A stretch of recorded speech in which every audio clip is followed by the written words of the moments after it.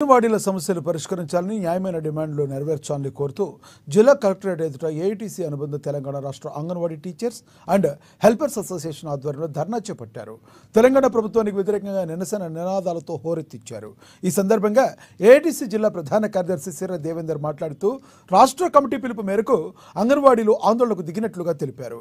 ఆనాడు బీఆర్ఎస్ హయాంలో సమ్మె చేపడితే ప్రస్తుతం ఉన్న ముఖ్యమంత్రి రేవంత్ రెడ్డి సమ్మె శిబిరాన్ని సందర్శించి అంగన్వాడీలకు మద్దతు తెలియజేశారన్నారు.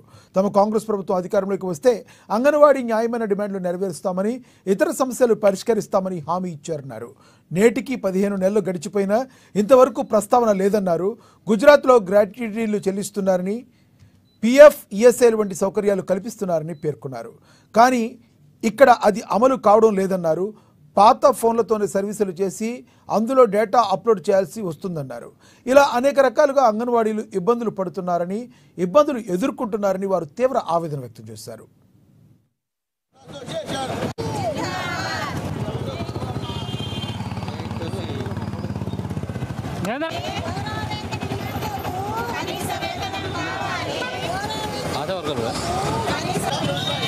ఈరోజు తెలంగాణ రాష్ట్ర వ్యాప్తంగా అన్ని జిల్లా కార్యాలయాల ముంగట నిరసన ధర్నా తెలిపి ఇవాళ Telangana anganwadi teachers and helpers association ఆధ్వర్యంలో జిల్లా కలెక్టర్లకు వినతి పత్రాలు ఇవ్వడం జరుగుతుంది.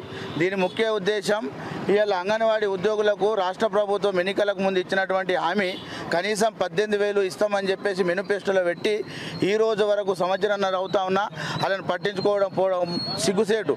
ఇక గత ప్రభుత్వంలో 22 రోజులు ఇలా సమ్మె చేపట్టినాం.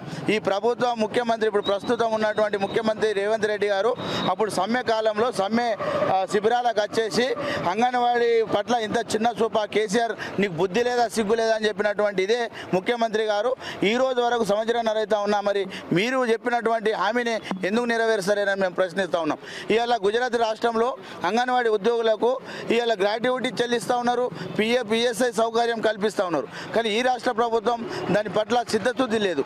ఇవాళ అంగన్వాడీ ఉద్యోగులు ఇవాళ అంగన్వాడీ సెంటర్లకు ఇవాళ అద్దె కట్టలేని పరిస్థితి ఉన్నది. ఇవాళ గుడ్లు చక్కగా ఇవ్వలేని పరిస్థితి ఉన్నది. ఇవాళ వీళ్ళకి ఇచ్చినటువంటి ఫోన్లు ఏదో 20 సంవత్సరాల క్రితం 2GB ఫోన్లు ఇచ్చిళ్ళు.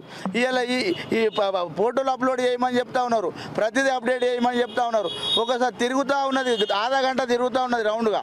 ఇలా వెంటనే 5G ఫోన్లు లేదా